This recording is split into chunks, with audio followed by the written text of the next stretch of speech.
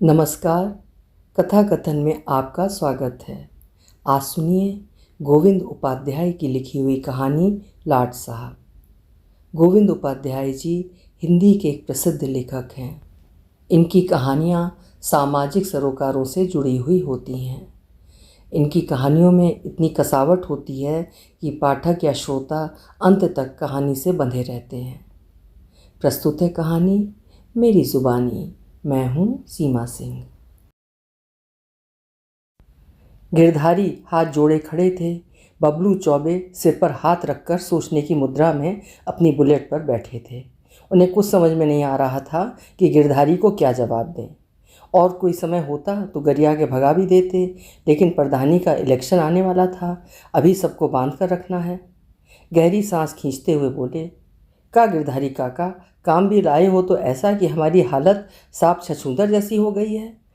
नहीं हो पाएगा तो कल से तुम ही बोलोगे कि बड़का बड़का बात करते थे और हमारे लड़के को थाने से नहीं छोड़ा पाए, जबकि हकीकत यही है कि उसने बहुत बड़ा कांड कर दिया है। बबलू बाबू का बताएं, हमारा तो सारा सपना ही चकनाचूर कर दिया। का सोचे थे और का हो गया।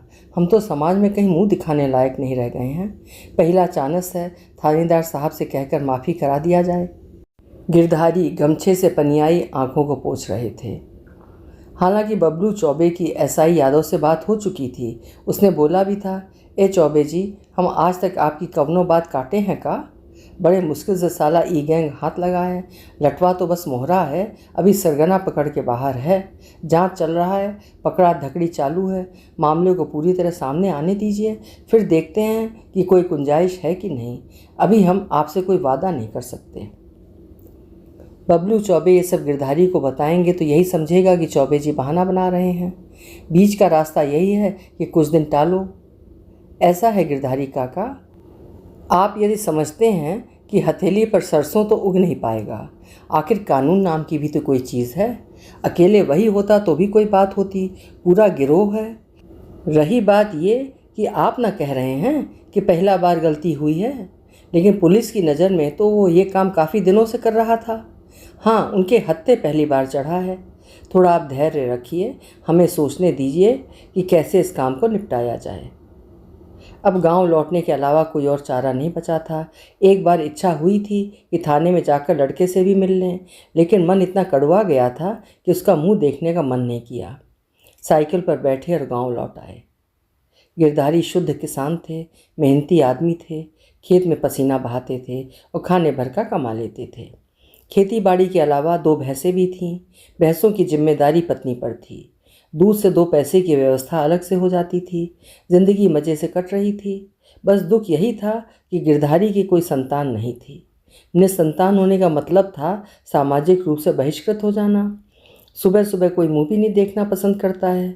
लेकिन वो दुख भी दूर हो गया। काफ़ी मन्नत और दवा दारू के बाद शादी के 7वें साल गिरधारी के आंगन में भी किलकारी गूंजने लगी। गिरधारी के तो पैर ही जमीन पर नहीं पड़ रहे थे। लड़का पैदा होने की खुशी में भोज का आयोजन हुआ और भग्गन चौधरी की मंडली का झाल मजीरा रात भर बजता रहा। लड़के का नाम रखा श्याम मूरत। गिरधारी ने बच्चे के पैदा होने के बाद विधिवत घोषणा कर दी कि उसे खूब पढ़ाएंगे लिखाएंगे और बड़का लाट साहब बनाएंगे। श्याम मूरत के बाद गिरधारी के कोई दूसरी संतान नहीं हुई। अब एक ही लड़का था, वो भी न जाने कितने पापड़ बेलने के बाद पैदा हुआ था। गिरधारी दंपति के लिए वो आंखों का तारा ही था। श्याम सांवले रंग का दुबला पतला सामान्य लड़का था। बहुत कम लोग ही उसे श्याम मूरत के नाम से जानते थे।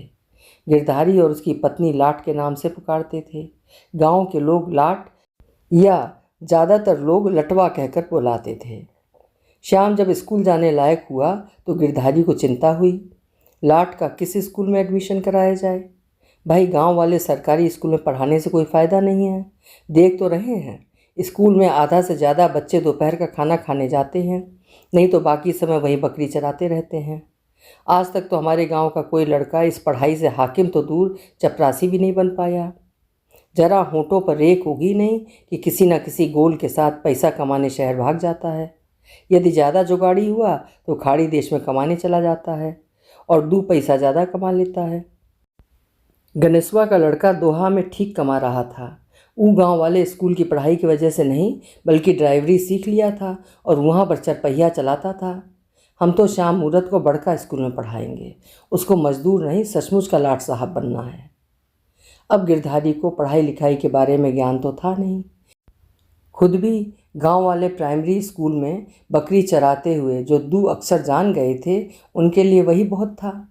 गांव में रहने के लिए पढ़ना नहीं गढ़ना जरूरी था, लेकिन यहाँ लड़के के भविष्य की बात थी।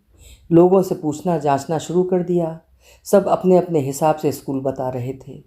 सोहरौना में तो 365 स्कूल था, सब अंग्रेजी ही पढ़ा रहे थे, लेकिन उनमें से बढ़िया स्कूल कौन सा है ये पता लगाना गिरधारी के बस की बात नहीं थी। लेकिन हर समस्या का हल होता है। अचानक एक दिन वरिष्ठ गन्ना विकास अधिकारी जायसवाल साहब गांव में अपने आदमियों के साथ जांच पड़ताल के लिए आए थे। प्रधान जी के दोगहे में उनका दरबार लगा था। गिरधारी को लगा कि भगवान ने उनकी प्रार्थना सुन ली है। इतने बड़े अधिकारी हैं, इन्हीं से सलाह लिया जाए, बड़का आदमी है, सही सलाह देंगे। गिरधारी श्याम मूरत को लेकर जायसवाल साहब के सामने हाथ जोड़कर खड़े हो गए। साहब, हमारा नाम गिरधारी है, ये हमारा बेटवा है श्याम मूरत। हम भी इसको आपकी तरह बड़का लाट साहब बनाना चाहते हैं। हम बड़े असमंजस में हैं, एकर कहाँ नाम लिखावा जाए। जायसवाल जी पहले तो कुछ समझ नहीं पाए, फिर प्रधान जी ने हंसते हुए सारा किस्सा बताया। जायसवाल जी भी हो करके हंस दिए। अरे गिरधारी, स्कूल से पढ़ाई पर ज़्यादा फ़र्क नहीं पड़ता है। हम कौन से लंदन से पढ़कर आए थे, मैं भी गांव के स्कूल में ही पढ़ाई किया था। हमारा छोटा भाई वहीं से पढ़ा है और आज हड्डियों का बहुत बड़ा डॉक्टर है। काहे बड़े और महंगे स्कूल के चक्कर में पढ़ रहे हो, गांव के विद्यालय में ही पढ़ाओ, आँख के सामने रहेगा, सही से देखभाल होती रहेगी। गिरधारी भला क्या बोलते, बड़का हाकिम है, वो भला कब चाहेंगी कि छोटका आदमी का लड़का पढ़ लिख कर कौनो लायक बने। बड़ी बड़ी बात करके अंत में गांव के प्राइमरी स्कूल का रास्ता दिखा दिए। अब गिरधारी इतने भी बेवकूफ़ थोड़े ही हैं कि इन बड़का लोगों की मनसा नहीं समझते हैं। वो तो मन मार कर वापस लौट रहे थे कि प्रधान जी जायसवाल साहब से पूछ लिए, साहब जी, आप अपने बच्चों को किस स्कूल में पढ़ा रहे हैं। क्या बताएं प्रधान जी, आप तो जानते ही हैं कि हम लोग की नौकरी कैसी है, हर 4-5 साल में ट्रांसफ़र होना तय है। अब ऐसे में बच्चों की पढ़ाई सबसे ज़्यादा प्रभावित होती है। बड़े वाले बेटे को बोर्डिंग में डालना पड़ा, अभी छोटे बेटे को सोहराना में डाल रखा है, अजय प्रताप पब्लिक स्कूल में। एसडीएम साहब ने भी अपनी बच्ची का दाखिला वहीं कराया था। उन्होंने बताया कि बढ़िया स्कूल है, 4वीं में पढ़ रहा है, 5वीं के बाद उसे भी बोर्डिंग में डाल दूँगा। जायसवाल साहब के कहे सारे शब्द गिरधारी के कानों से होते हुए दिमाग में इकट्ठा होने लगे। वाह रे दुनिया, हमारे लड़के को गांव के स्कूल में पढ़ाने के लिए कह रहे हैं और खुद के बेटे को सोहराना के अजय प्रताप पब्लिक स्कूल में पढ़ाएंगे। हम भी श्याम मूरत को उसी स्कूल में पढ़ाएंगे। होंगे हाकिम अपने घर के, हम उससे पतला मूतते हैं क्या। गिरधारी अब कहाँ रुकने वाले थे, पहुँच गए Ajay Pratap public school. School देख कर ही उनकी आंखें फटी रह गई। वाह क्या स्कूल है भाई, तभी तो बड़का लोग उसी में अपने बच्चों का नाम लिखाते हैं। हर चीज़ एक नंबर का। अब चाहे जो हो जाए, गिरधारी जो ठान लेते हैं उसे पूरा करके ही मानते हैं। आकर पत्नी को सारी बात बताई। वो मुंह बाहे उनकी बात सुनती रही। अब वो बेचारी क्या बोलती। लिख लोढ़ा पढ़ पत्थर। गिरधारी तो 5 दर्जा पढ़े भी थे, उसने तो स्कूल का मुँह भी नहीं देखा था। उसके लिए पति के मुंह से कहा गया एक एक शब्द ब्रह्म वाक्य था। लेकिन सारी बात सुनने के बाद अपनी जिज्ञासा को रोक नहीं पाई। जब इतना बढ़िया स्कूल है तो पैसा भी खूब मोट लगेगा, हम लोग वहाँ का खर्चा उठा पाएंगे का। गिरधारी के सारे जोश पर पत्नी ने पानी फेर दिया था। अरे क्या बात कर रही हो, 2 की जगह 4 भैंस रख लेंगे, ज़रूरत पड़ी तो खेत बेच देंगे। अरे पगली, खुद को बेच देंगे। श्याम मूरत एक बार लाट साहब बन जाए तो हमारी ज़िंदगी स्वार्थ हो जाएगी। गिरधारी भावुक हो गए थे। पत्नी की जुबान को लकवा मार गया। ये कैसा बेबुद्धि वाला बात कर गई कि मर्द का मन दुखा गया। जब इतना बड़ा काम करने को सोचे हैं तो पैसा का व्यवस्था भी करबे करेंगे। श्याम मूरत माँ बाप के सपने से बेफिक्र अमिया पर नमक लगाकर चटकार मार मार कर खा रहा था। आखिर स्कूल के दाखिला का फार्म लेकर आ गए गिरधारी। फार्म अंग्रेजी में था। अब गिरधारी तो उसमें कुछ कर नहीं सकते थे। वे फार्म लेकर प्रधान जी के घर पहुँचे। प्रधान जी काफ़ी देर तक आंख फाड़ कर फार्म देखते रहे, फिर बड़े बेटे को आवाज़ दिया। गिरधारी की तरफ देखते हुए मुस्कुराए। गिरधारी भाई, अंग्रेजी हमारी भी काम चलाऊ हुई ही है। स्कूल के फॉर्म का मामला है, कहीं गलत हो गया तो बाद में परेशान होगे, इसीलिए बड़का को बुलाए हैं। नवका पढ़ाई किए है, सब 10 मिनट में भर देगा। जब तक बड़का आ गया, उसने फॉर्म देखा और खुश हो गया। वाह गिरधारी काका, इसे करेजा कहते हैं। पेन लेकर आता हूँ, फिर आराम से फॉर्म भरता हूँ। प्रधान जी गिरधारी को देखकर गंभीर स्वर में बोले, सब जांच परख लिए हो ना? ये ना हो कि जोश जोश में दाखिला करा दो, बाद में पता चले कि बेल तो निकल लिए किंतु हगने का जुगाड़ ही नहीं है। गिरधारी हाथ जोड़ते हुए बोले, कैसी बात कर रहे हैं प्रधान जी, इतना बुर्बक नहीं है। सब तरफ से देख समझ कर ही फैसला किए हैं। आप सबके आशीर्वाद से कुछ बन गया तो हमरो सीना चौड़ा हो जाएगा। बात वहीं ख़त्म हो गई। सोहराना के पब्लिक स्कूल में खाली फॉर्म जमा कर देने भर से दाखिला तो हो नहीं जाता। वैसे भी गिरधारी के पास कोई सोर्स सिफारिश का जुगाड़ था नहीं। बस उन्हें एक ही बात समझ में आई कि प्रिंसिपल साहब का हाथ पैर जोड़कर किसी तरह मना लिया जाए। अगर वो मान गए तो दाखिला होने से कोई रोक नहीं सकता था। छुट्टी वाले दिन भैंस के घी के 2 किलो का डिब्बा लेकर प्रिंसिपल साहब के घर पहुंच गए। उन्हें सारी राम कहानी बताई और पैर पकड़ लिया। प्रिंसिपल साहब दक्षिण भारतीय ईसाई थे। हिंदी उन्हें बहुत ज़्यादा समझ में नहीं आती थी, पर दीनता और करुणा की तो कोई भाषा ही नहीं होती है। उसे गिरधारी की हिम्मत पसंद आ गई। प्रिंसिपल साहब ने गिरधारी की पीठ थपथपाई और बोले, ओके तुम जाओ, हम अपनी तरफ से पूरी कोशिश करेगा। गिरधारी ने घी प्रिंसिपल साहब की मेज पर रख दिया तो वो मना करते रहे। तब तक गिरधारी जा चुके थे। गांव के लोग तो यही समझ रहे थे कि गिरधारी क्या उनके बापों ऊपर से आ जाएं, तब भी इतने बड़े स्कूल में दाखिला नहीं हो पाएगा। बस थोड़ा भौकाल दिखाकर शांत हो जाएंगे और फिर गांव के स्कूल में दाखिला करवाएंगे। पर ऐसा कुछ नहीं हुआ। सबकी भविष्यवाणी गलत साबित हो गई। श्याम मूरत का नाम दाखिले वाली लिस्ट में आ गया था। गिरधारी प्रधान जी के पास श्याम मूरत को लेकर गए और बोले, प्रधान जी, हमारे बचवा को आशीर्वाद दीजिए। कल से सोहराना के अजय प्रताप पब्लिक स्कूल में पढ़ने के लिए जा रहा है। गिरधारी जानते थे कि शाम को गांव के कुछ लोग प्रधान जी के दोगहे में बैठकी करते हैं। उन्हें पता चल गया तो समझो पूरे गांव को पता चल जाना है।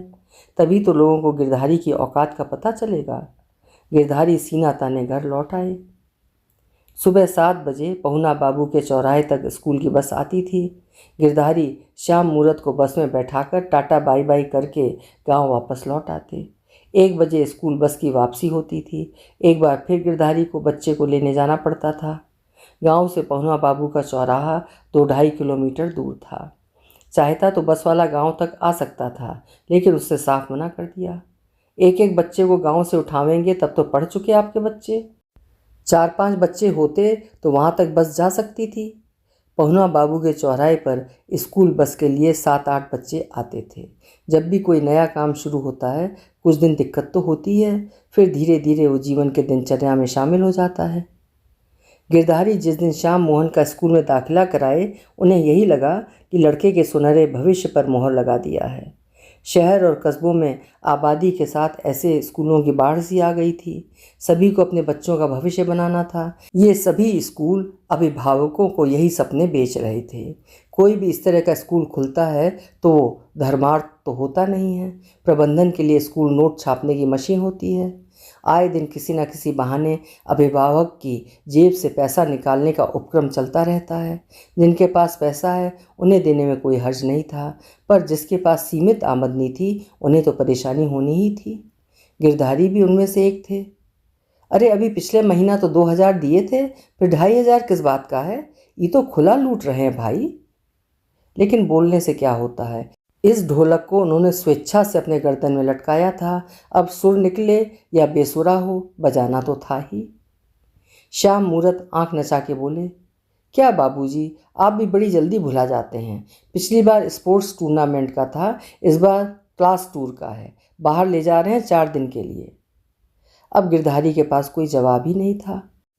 मन मसोस कर बेटे को पैसा पकड़ा दिए। लो भाई, हम तो पढ़ने के लिए भेज रहे थे, खेला कूदी और घूमने के लिए थोड़े ही नाम लिखवाए थे। अब जो स्कूल का चलन है उसी के हिसाब से ही ना चलना पड़ेगा। इसके बावजूद स्कूल की पढ़ाई से काम नहीं चल पा रहा था। एक ट्यूशन लगाना पड़ा था। क्लास टीचर ने अभिभावक मीटिंग में गिरधारी को बुलाकर कहा, आपका लड़का पढ़ाई में बहुत कमज़ोर है, आप इस पर ठीक से ध्यान नहीं दे पा रहे हैं। मैथ और इंग्लिश तो बहुत ही ख़राब है। गिरधारी के तन बदन में आग लग गई। कैसी औरत है भाई, अजीब बात करती है।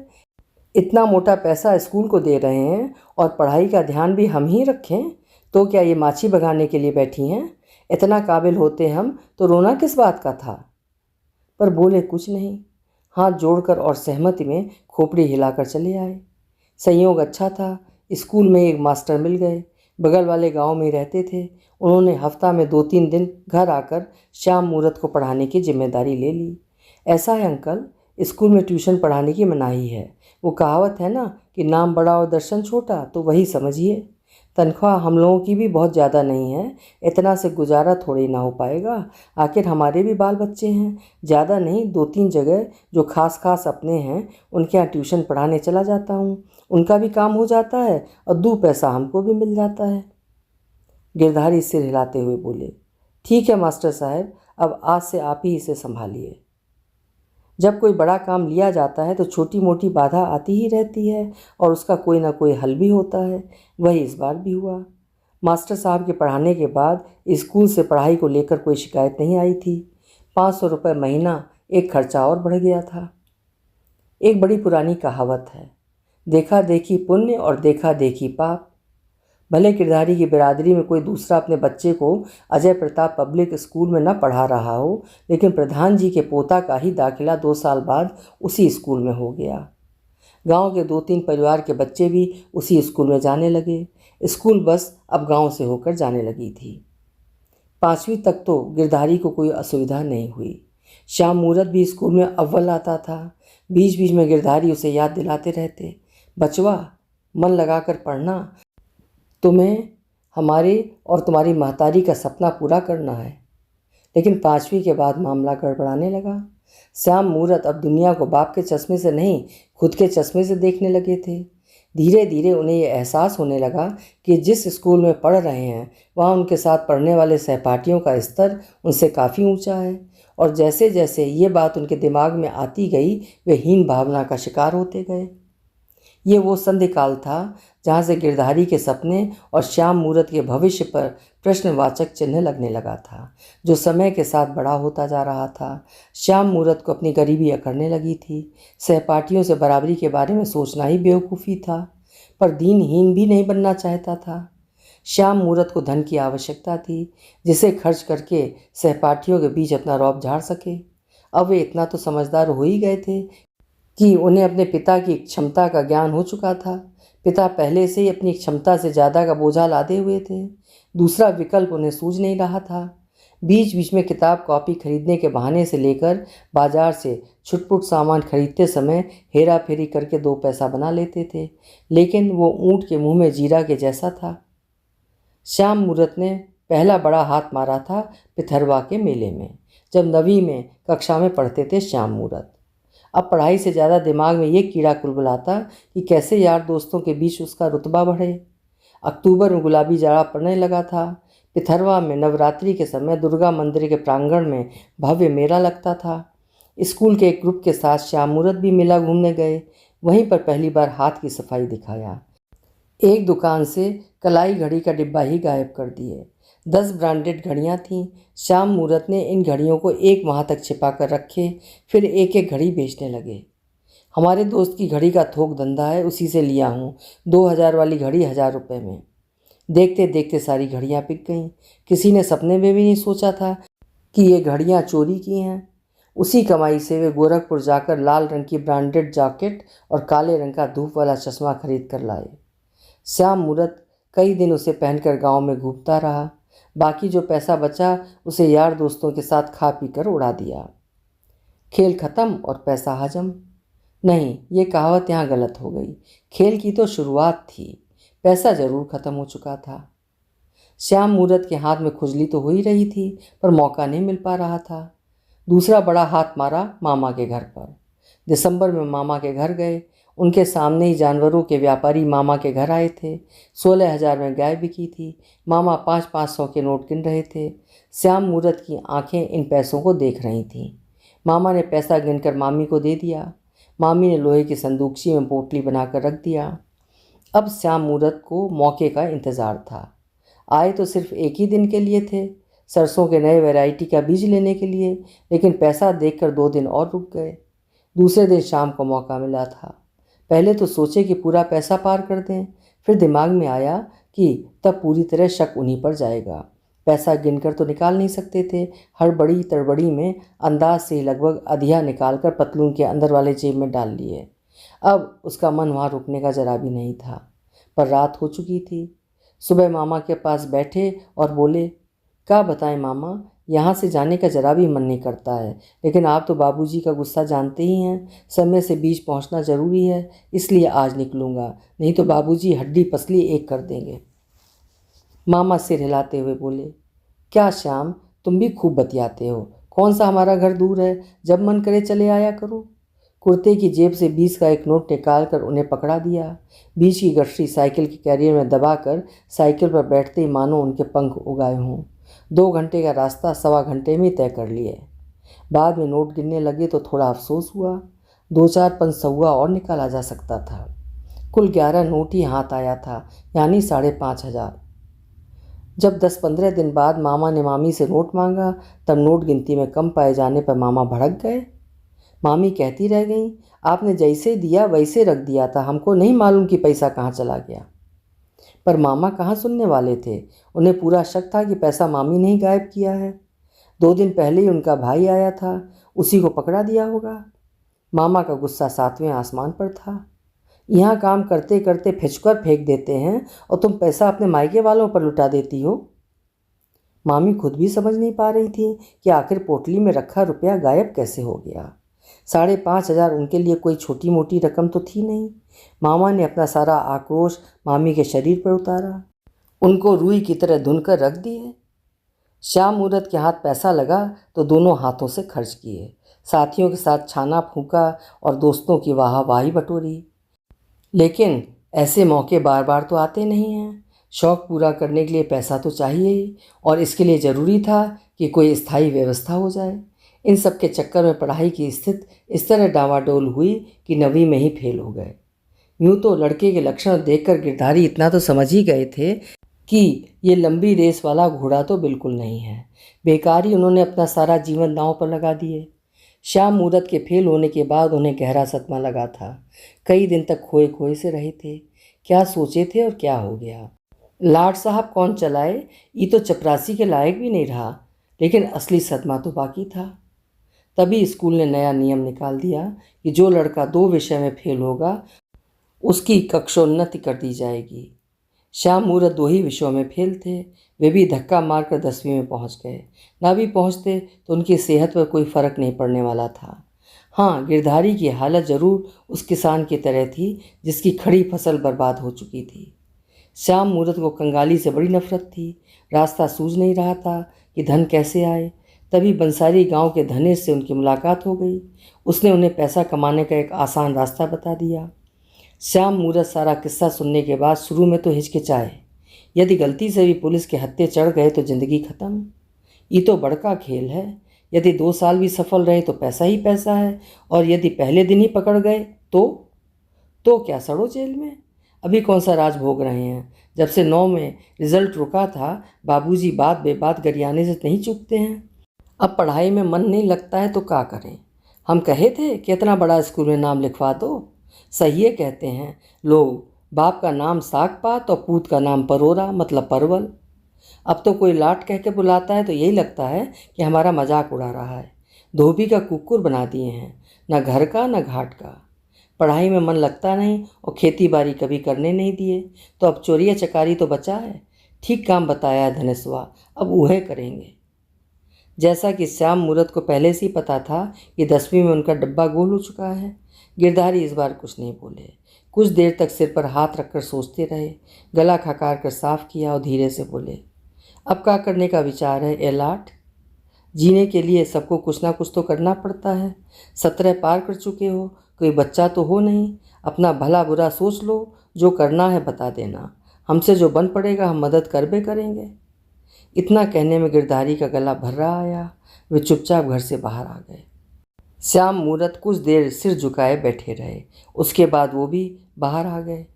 2-4 दिन मन आगे पीछे होता रहा, काम कोई था नहीं। दिमाग धीरे धीरे शैतान का घर बनता जा रहा था। आखिर धनेश की शरण में चले ही गए। धनेश उन्हें मास्टर की से मोटरसाइकिल खोलना सिखाया, भीड़ भाड़ वाले रास्तों पर मोटरसाइकिल चलाना सिखाया। पूरे 1 महीना अपने साथ रखा। जब धनेश को पूरी संतुष्टि हो गई तो उनके कंधे पर हाथ रखकर बोला, काम बहुत आसान है भैया, अगर उठाते समय नहीं पकड़े गए तो बाद में तुम पूरी तरह सेफ हो। गाड़ी उठाकर बली सिंह के गैराज तक पहुंचाना है और तुम्हारा काम ख़त्म। उसके बाद अपना हिस्सा पकड़ो और मौज करो।